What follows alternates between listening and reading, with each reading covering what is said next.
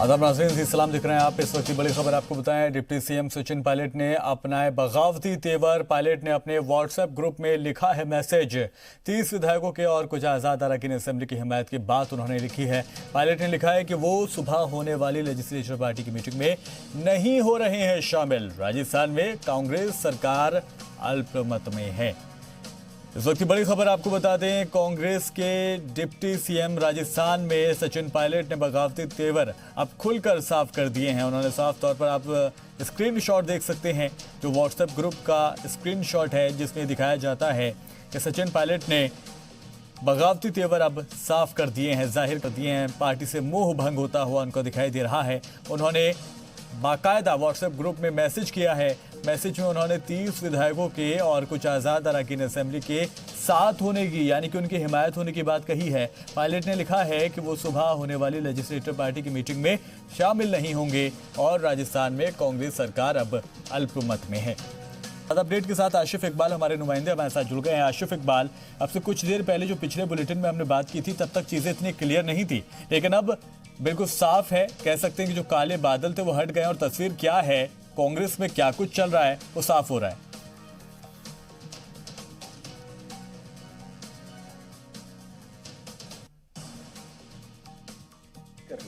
इस तरह मध्य प्रदेश में जब संकट का बादल छाया था, उस वक्त जैसे मंत्री जो उस वक्त मंत्री थे विधायक कमलनाथ सरकार में विकास ठोक रहे थे। उन्होंने कहा कि किसी की हिम्मत नहीं है जो कमलनाथ की सरकार गिराते।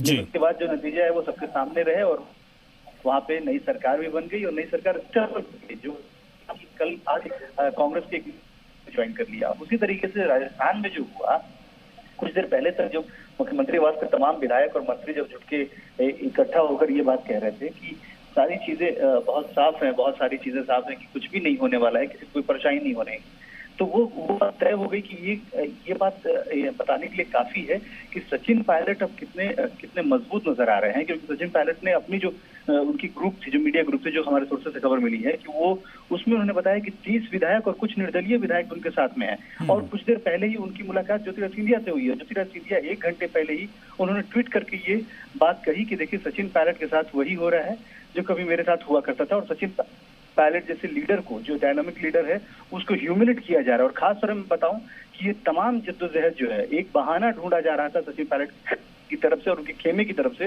वो बहाना, वो मौका खुद अशोक गहलोत ने दिया है उनको, जो मुख्यमंत्री हैं। उन्होंने जब उनके ऊपर सम्मन जारी किया, एक लेटर भेजा एसओएस से, वो कहीं ना कहीं से वो सबसे ज्यादा नागवार गुजरा है सचिन पायलट और उनके तमाम समर्थकों को। देखिए, सारे सिचुएशन वैसे ही क्रिएट हो रहे हैं जब मध्य प्रदेश में इस तरह की चीजें हुई थी। क्योंकि मध्य प्रदेश की कहानी दोहराई जा रही है।